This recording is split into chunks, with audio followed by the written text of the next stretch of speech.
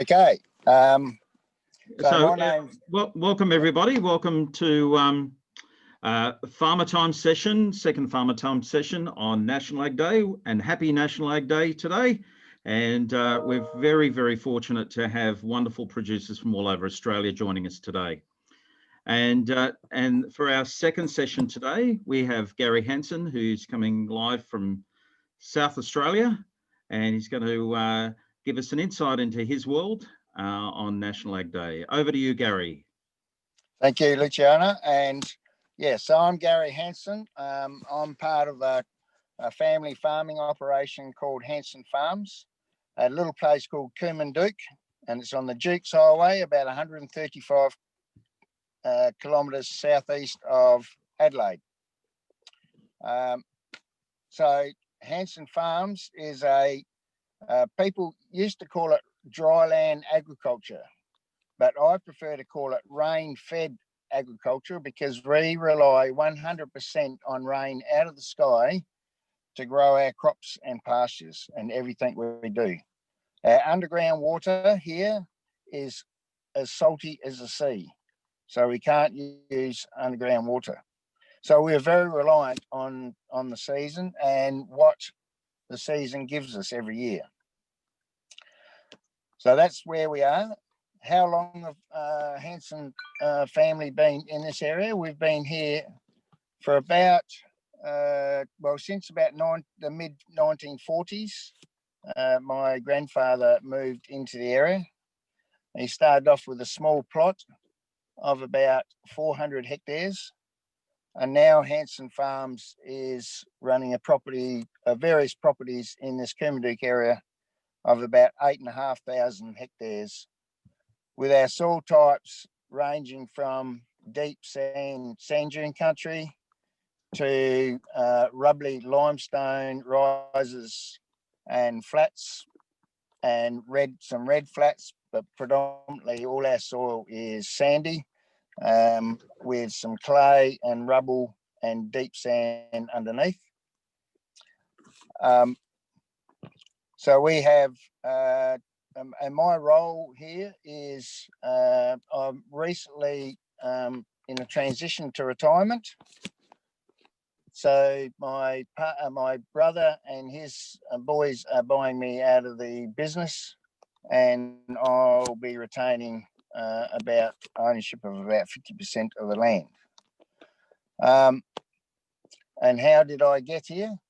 Well, I was born on the farm on one of our properties.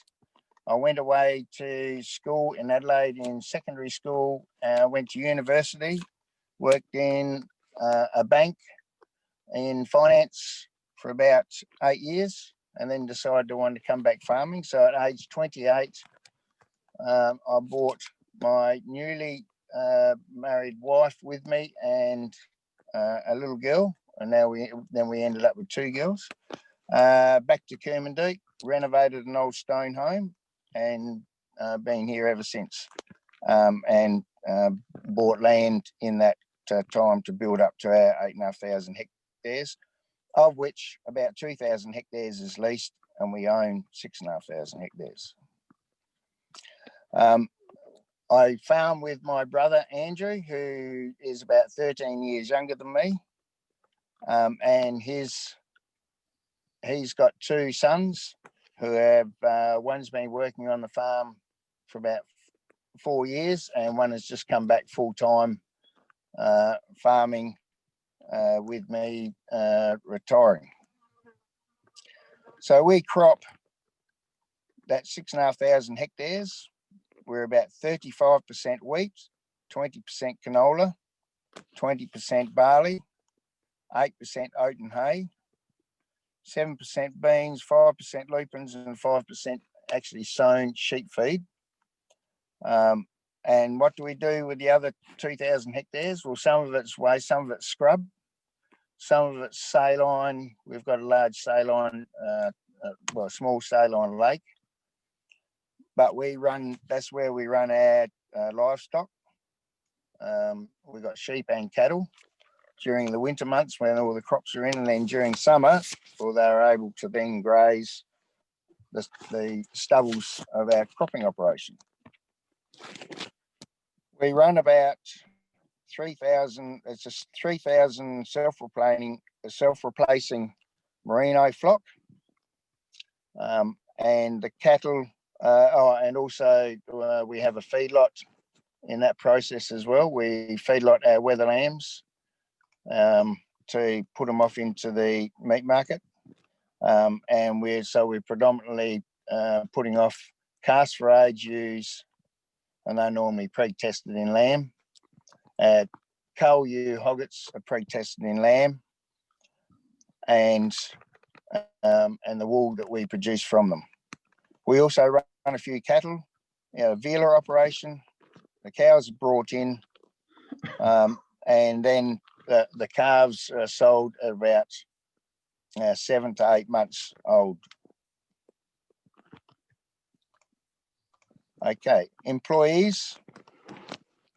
Well, other than family members who I've already mentioned, we've got 2 full-time employees, and then at busy times of the year like harvest and seeding, we'll hire casuals in to do things like driving chaser bins. And I thought I would just show you a picture of our chaser bin, if you can see it here, if I can get far enough away. Hang on. I'll get the sun in the right spot. Just bear with me. So we have a big tractor on a big chaser bin. You can see the chaser bin there. So that chaser bin holds 30 tonne.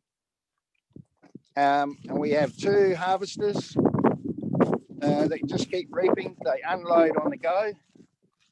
And there's a picture of a harvester.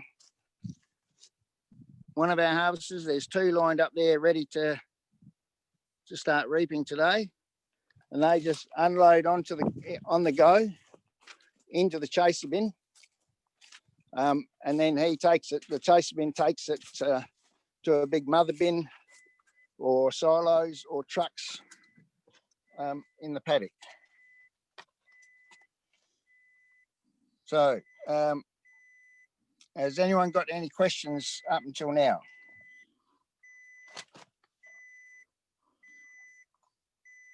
I've got a quick question for you, Garry, while we're talking about technology. Yes. So, what other types of technology do you use on your property, apart from the harvesters and the like? Right. Well, all our machinery is on GPS auto steer, sub 2 centimetres. That includes our. Well, I better shut this. You've got beeping. Shut this door. So we run a 24-metre air seeder. In the old terminology, that's 80 foot wide, with a big bin behind, and we pull that with a big quad tractor, which is hasn't got wheels. It's got big rubber tracks, one on each corner. So that's what we sow with, and that's all on GPS auto steer, and it remembers every year what you've done in the past. So because we've got basically sandy country, and it tends to be non-wetting sand in a lot of our country, we can't, our inter-row sowing has to be very close to the last year's row, because that's where the moisture is retained.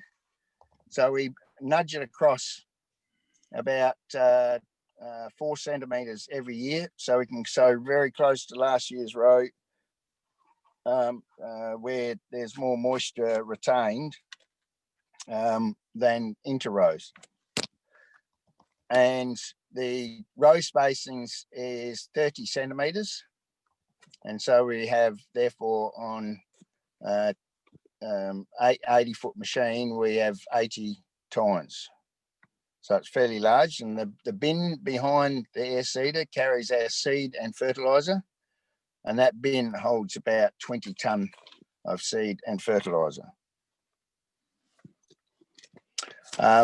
We also, on our harvesters, we have also have GPS, auto steer on the harvesters, but we also have yield mapping, paddock mapping and yield mapping. So we can know where we're getting our best yields from and where we're getting the poorer yields from. So then because our country is got varying soil types and is undulating, we haven't got any real steep hills other than the steep sand hills. Most of that's still got a bit of scrub on them. So we can then map the yields of the paddock. So then we can start doing soil amelioration on the poorer yielding areas. So soil amelioration is on the sandy country. It's non-wetting sand, so we need to, if there's clay underneath, we need to get a big machine in over summer and delve that clay up, and we can delve it up from about 1 meter depth. And if we can't get it up from 1 meter depth, where in those areas we have to actually dig it out and then spread it. Dig it out from a big pit and then spread it. But bringing the clay up and mixing it with the soil takes away the non-wetting and improves the retention of nutrients and therefore the fertility, which evens the yield out. Because being rain-fed, one of our measuring guidelines of how our production is going is how many kilograms of grain we can produce from every millimetre of rain that falls in the growing season. And then you have to add a bit on, if we can conserve some moisture over summer, you have to add that on as well. So that's basically how we govern how much we can, what our potential is. And so the challenge is to try to get full potential out of the rain that falls. And so none of it gets past the root systems and down into the water table, because our saltwater water table is very slowly rising. There's a question about that, Garry, from Jasmine. You have a lot of saline soil. Can you farm the salt? It's not. The salt area is it's not big enough to make it economic to farm the salt, and also the machinery can't get anywhere near the salt because it sinks. So that it would have to take a fair bit of capital works to put in some tracks and to make it trafficable. So we do have a large salt works in our area. It's about 50, 60 kilometres away from us. And they produce many tons of salt there, and they've had to spend lots of money, many millions of dollars, setting it up so they can actually harvest the salt. And the other question: does the salt in the ground get into the food or the grass that the cattle eat? Yes. Well, the salt. We do have salt. We actually grow salt bush on some of our salt country, and also we have samphire that grows, is a native that grows there as well, and we've been planting salt bush as well. Now, so that's high in salt content, and livestock needs salt. So in the summertime, we actually put salt out in lick drums. Out in the paddocks for the sheep to eat. We mix salt and limestone, ground limestone together. One, because we have a deficiency, even though we've got limestone, we do have a deficiency of calcium in the livestock at some times a year, depending on what they're grazing. So we do have some pasture that's got high salt content. And salt's a very important ingredient in livestock rations in small amounts. So that the stock are very good at monitoring how much they need, and therefore how much they need to take in and what plants to eat, etc. so they're getting enough salt for production and not too much to affect their growth rates, etc. So on this salty country, we do have to supplement the stock on it with some hay and straw, etc. That has got very little salt in it. Supplement it because of the high salt content in the grasses, well, in the salt plants, salty tolerant plants that are growing there. Excellent. Thanks, Garry. Another question. Do you think farmers today have it easier because of technology than their forefathers? Yes and no. They certainly do.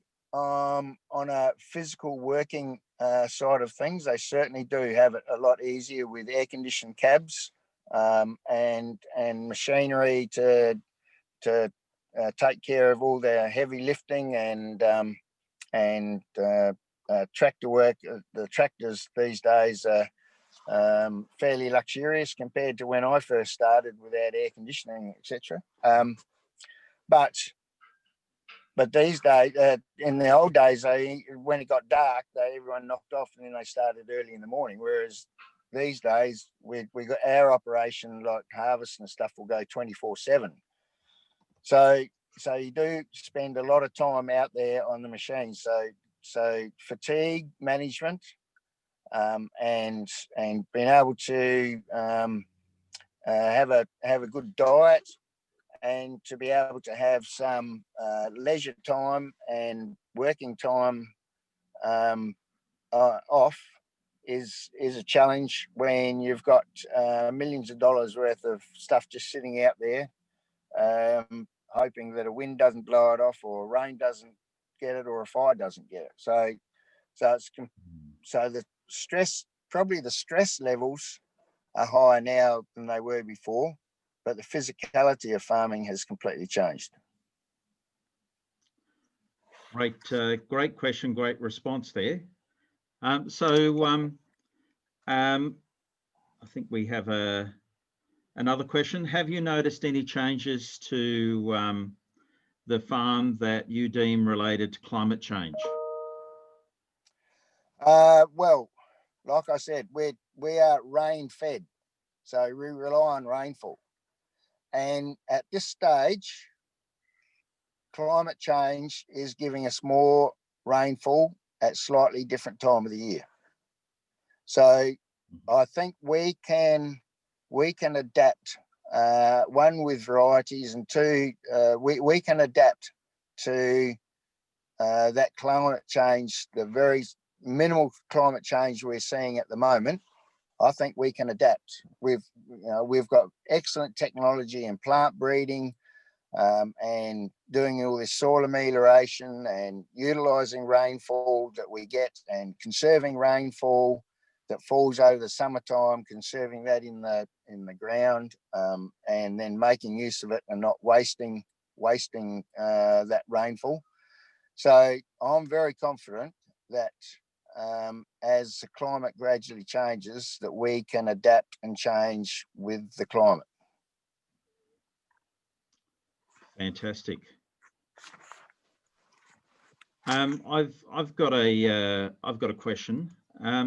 So a lot of young people don't really know where their food comes from, and what it gets turned into. So the products that you grow on your property, what do they end up being turned into? Right. Okay. Well, I'll start first of all with wheat.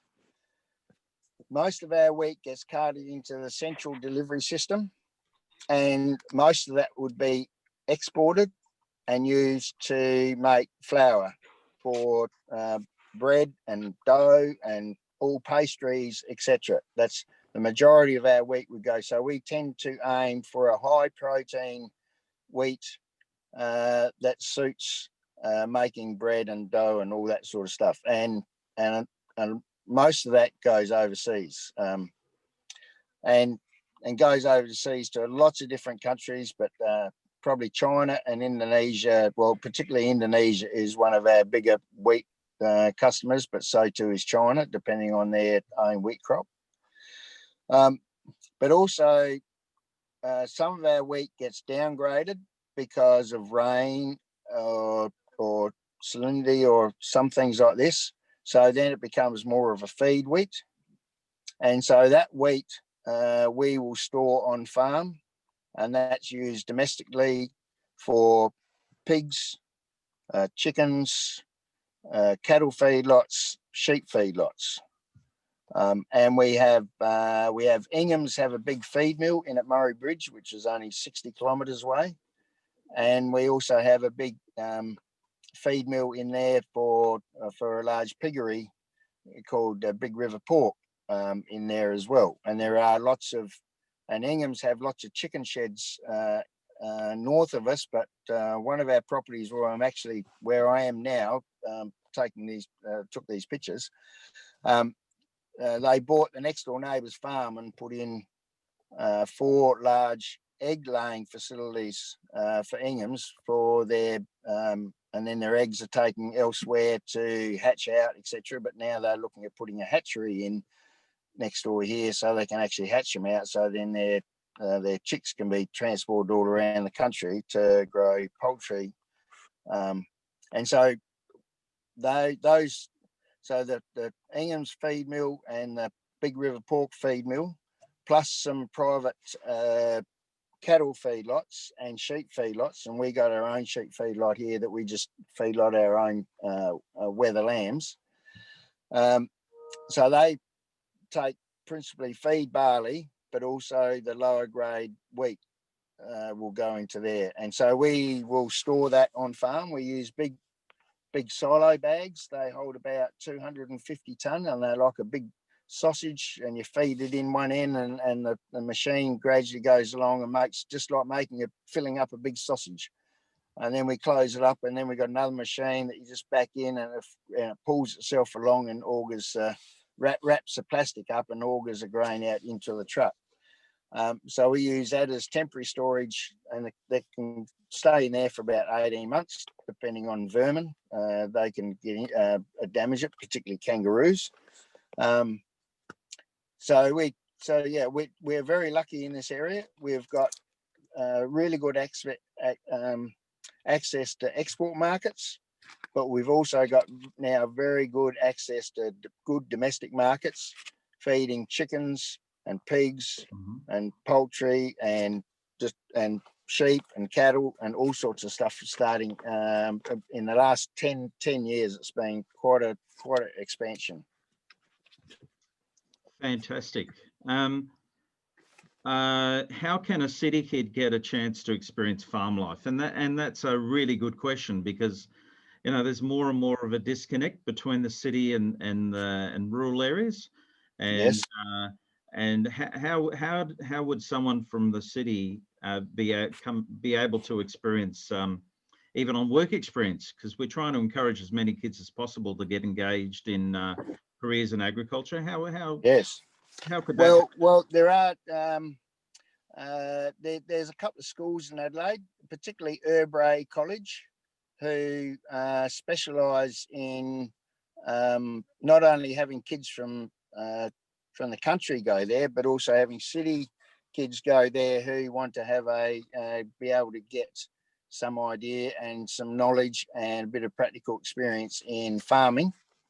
And we and mostly at itinerary, like the young workers that come and help us, say, at harvest time or shearing or stuff like that. A lot of them, to my surprise, have come out of the city or have had some connection with the city, and they come out and looking for jobs, and then that's broadacre agriculture.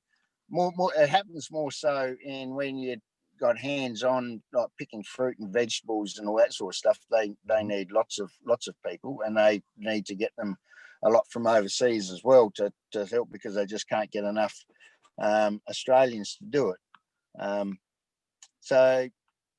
But for a city kid who has no connections with the country, I must admit that it is difficult to get that get that connection. And I would encourage those sort of kids to get in contact with maybe some of the schools that have ag programs, so they can get to know some kids that live in the country, and go visit. But by all means, yeah, I'm quite happy for people to come down and visit us. I've got 2 grandchildren in Adelaide and 2 grandchildren in Sydney, and they love coming out, riding motorbikes and coming out and help me with the sheep work, or coming on rides on the tractor or the headers and stuff like that. So yeah, I guess that's the issue, that not many people have that connection. That's right. And then I think it's really important that we try and make that connection. I think it is too. And I think that's something important that we here at PIFA, Prime Industries Education Foundation, can assist in making those connections as well. So, so we've got some really good questions here today. This is fantastic. Does Australia have wheat processing plant? If not, do you think we should have one? And that's a really good question as to why does all our wheat, it seems like all our wheat goes overseas to get turned into something like pasta, and then it comes back here. Why is that? Why does that happen?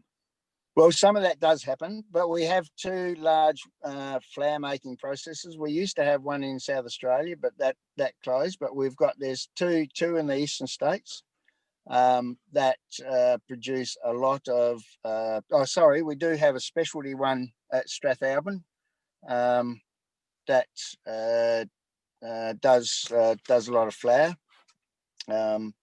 And Lauke's at Mark Lauke at Lauke Mills at Strathalbyn, and that's not all that far from us. So I do know some farmers who actually deliver their wheat, because they got different country to us, not so much from this area, but to the more closer to Strathalbyn. They deliver it, or they do a lot of wheat into Lauke's there, and Lauke's make a lot of different wheat products.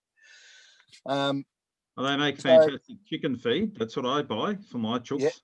Yeah, right. Yep, excellent.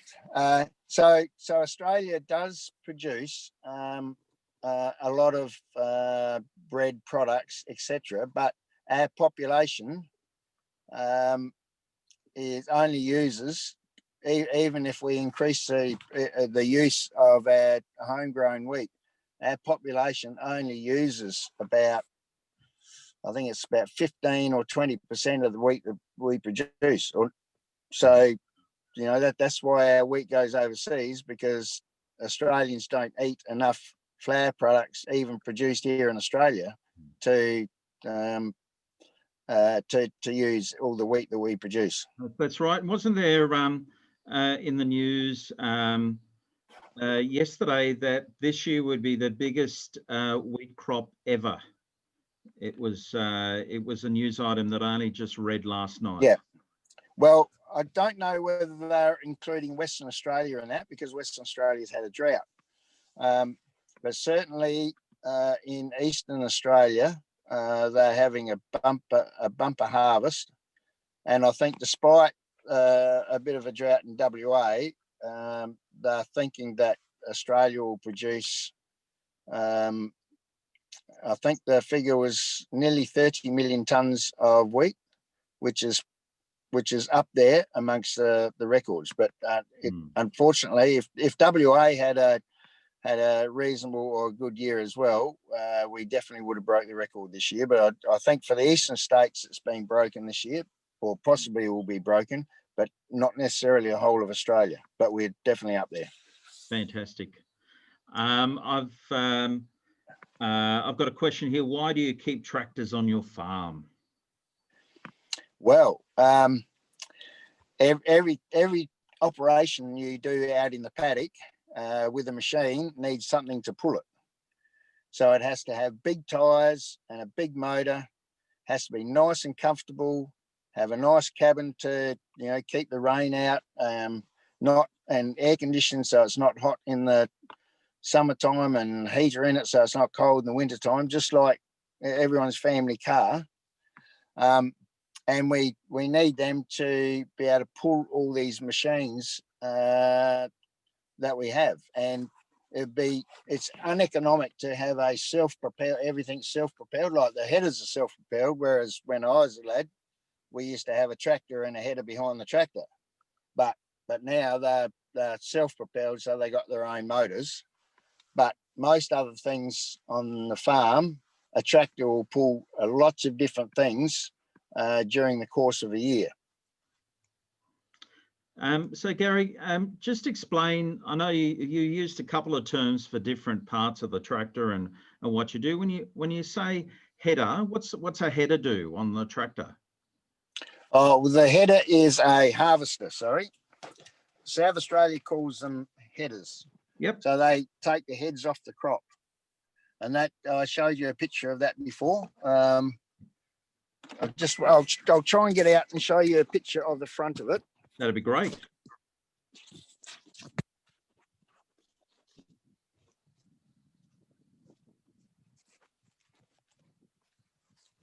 So there you can see the cabin and the big front, and I'd have to get a fair way away because that front's 40 foot wide.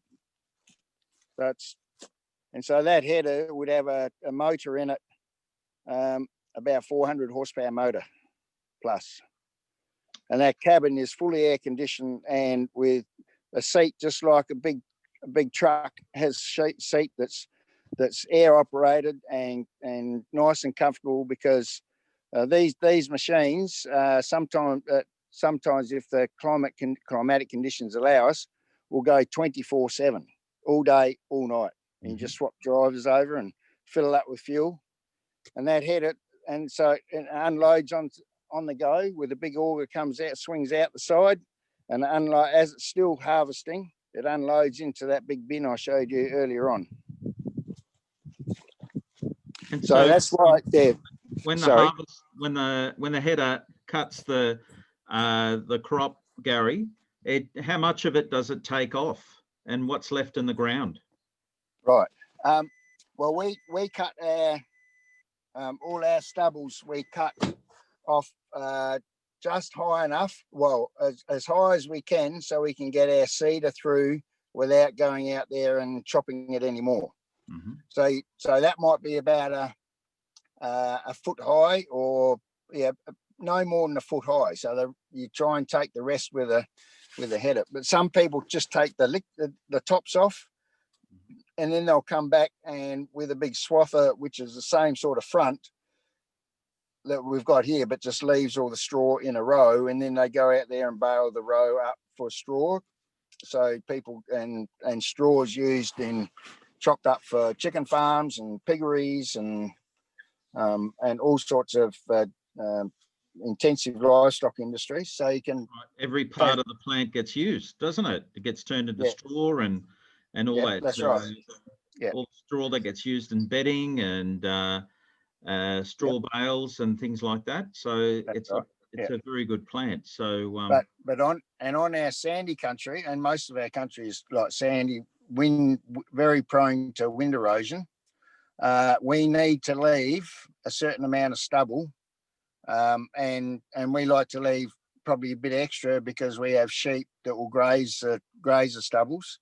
So even after the sheep have been through, we like to keep a good level of stubble out there so that we can still get through it with the seeding machine, but it protects the ground from wind erosion, and also holds the moisture and protects and stops some of the evaporation as well, so we can conserve any summer rainfall on there as well. So we try and keep as much stubble cover as we can handle with the air seeder. So the stubble, just to explain to everyone, the stubble's what's left over after you've gone through and cut it off. Okay. And I know a long time ago, farmers used to burn all that stubble. That doesn't happen much these days, does it? Very, very little burning. It might only be because you've got lots of snails out there, or there's some. Do not see many people burning, and we haven't burned a stubble for 20 years. Yeah, because I mean that's part of the new stubble retention direct drill and everything that we're doing at the moment is we're trying to build our soil carbon levels up, and in this sandy soil in the upper southeast, it is a big challenge to maintain carbon levels. All right. Questions. What are the major predators to your crops and your cattle? Right.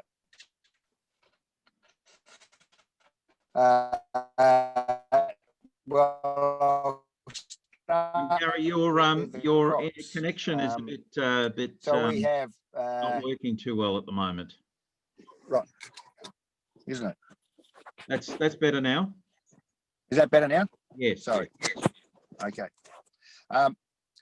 Yeah. So we on our limestone country, snails are a big issue, and so we have to. We call it bash, burn, and bait. So in a canola stubble, when you have a canola stubble, they tend to be bad in canola stubbles. So we'll go around with a big cable between two tractors. When I say big cable, about inch and a half thick, and the tractors go fairly fast on a really hot day, and the snails have crawled up on the stalks of the canola stubble, and so we knock them down onto the hot ground, and basically that cooks them, so that reduces them. We do some baiting as well, putting out snail bait, exactly the same sort of snail bait that you go into your garden shops, but we buy it in bulker bags, big bulker bags of it, and we put that out with a super spreader, fertilizer spreader, very thinly out in the paddocks at before the snails start laying their eggs, which is normally about 3 weeks after we get our opening rains. All the snails out there will start digging their little holes, sticking their bums in the holes and laying eggs. And every snail lays eggs. So every snail becomes a female for that purpose. And so we try to interrupt that production cycle. And now after we're gradually getting on top of the snails. So that's one pest. So what was some of the other? What was the question again? The major predators of your crops and your cattle as well. Okay. Yeah. So and with our cereal crops, it's mainly weed infestation in the cereal crops. We have very little insects and grubs, but occasionally, I mean, you will get a few snails that we have to try and control. But we have very few predators of cereal crops. Occasionally, you'll have maybe have an infestation late in spring if there's a lot of rain, and you'll get some grubs and stuff. You have to go out and spray for them, but that's pretty rare. In canola, it's a little bit different in that as the canola is coming out of the ground, there's lots of creepy crawlies out there that like to eat it as it's coming out of the ground, or even before it comes out of the ground. So we tend to put a seed coat on the seed of a chemical that will stop any predators getting the seed. And then later in the season, canola is very susceptible to flying insects that like, and they come in the grub form. So the eggs get laid, and then it's their grub form. When they're in the grub form before they pupate and then become a moth and whatever, they can cause damage as well. So we have to put some insecticide out or baiting or whatever for that. But we will monitor all our crops, and we have a net, and we have an employing agronomist that helps us, that goes around, monitors all the crops, because we don't want to spend money if you don't have to spend money. But two, we like to preserve all the predators, because every bug out there has got something that likes to eat it. So if we can keep the good bugs healthy to stop the bad bugs, that's the ideal situation.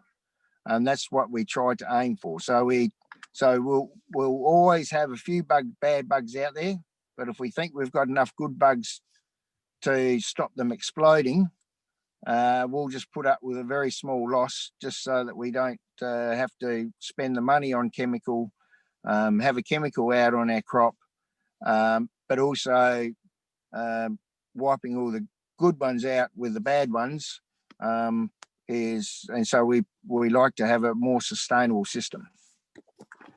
Fantastic.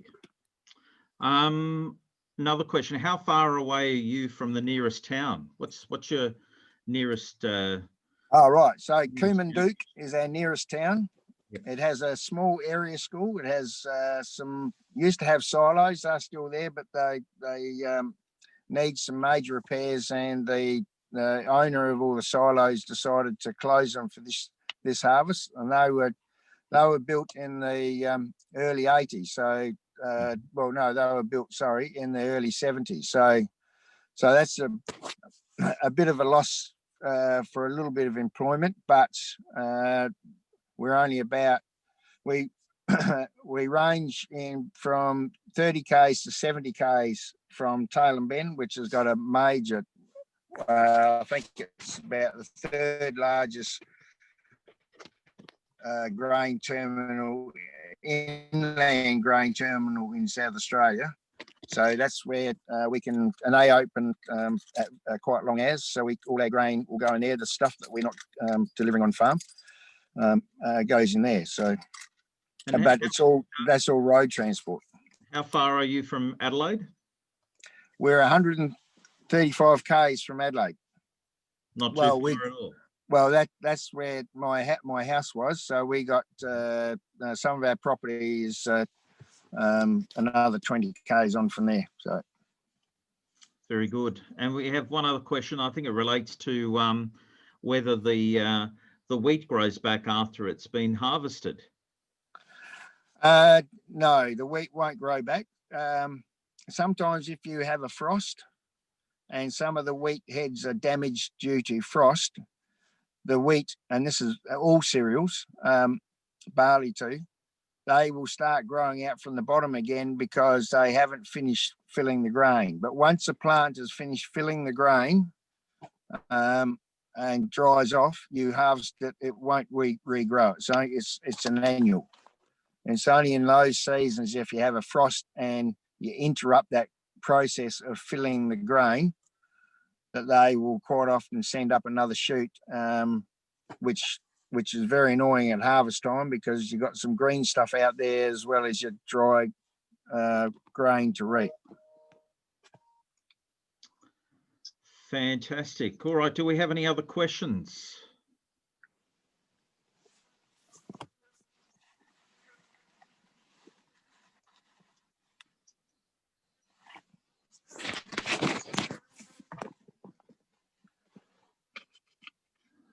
No other questions by the looks of it. I just have one other one for you, Garry. Yep. How much has the different? I mean, you got different sorts of enterprises on your farm. Yep. Lots of different things that you do. Yep. How much has it changed in the last 20 years? What's the big thing that's changed about what you do? All right, and that's something I hadn't mentioned when you talked about technology. The big thing now is we operate a computer program called Paddock Action Manager. Mm-hmm. And so on that, we use that for our livestock and our cropping. So we can now keep records of all our livestock, where they are. So I can just go onto my iPad and I can bring up the map and of all our properties, all the paddocks, and I can just click on a paddock and it will tell me exactly how many of what livestock is in each particular paddock. But with our cropping, we record all our yields, and we're just starting to do yield mapping now, so we can do so we can go back into history and see which parts of the paddock have been producing best and which parts have been producing worst, etc. But also as a paddock as a whole, and then each farming property we then rate on a scale against all our other properties for grain production and also for livestock production. So that was just not, when I first came back farming is when we had a DOS-based financial system, and that's all we had now. And we got much better financial systems now too, for recording everything that we want to, and we can go back through records. Fantastic. And I've got one question here. Do you rotate your crops? Yes. Crop rotation in this country is king. So you really have to get your crop rotations working for you to be able to maximize your grain production and stop soil erosion and stop nutrient loss, and to start building up the soil. So you need a very robust rotation. So our rotation tends to be, we'll start with a wheat crop, then we'll put another cereal crop. Very rarely we'd put wheat on wheat, but we'd put barley, or we'd put oats for hay, or something like that. And then after that, we would follow with an oilseed, canola, or a legume, like as beans or lupins. Lupins grow on sandy soil, beans grow on the heaviest soil. And so some paddocks will quite often be pockmarked with some areas of beans, some areas of lupins. But even sometimes in our canola, some areas might be a bit sandy for canola, and we might put lupins out on some sandy rises. So basically, our farming system is cropping to soil type. That is absolutely king, and rotation is what supports that cropping to soil types. Fantastic. Well, I think we've reached that time to say thank you very much, Garry. That was sensational today. It's so good to actually get the real deal, out in the paddock on your farm, and really that's the ultimate for farmer time. And I'm so pleased that you joined us today to share your world with us on National Ag Day. It's exciting. So also I'd like to thank everyone for joining us today and joining in the celebration of National Ag Day, and very appreciative of your time today, Garry. Okay, enjoy working with students and mentoring students. Thank you so much. If any of the city kids want to come out and try their hand, or just come out and have a look, more than welcome. Fantastic. No, I appreciate that offer. And thanks to everyone for joining in today. Thank you.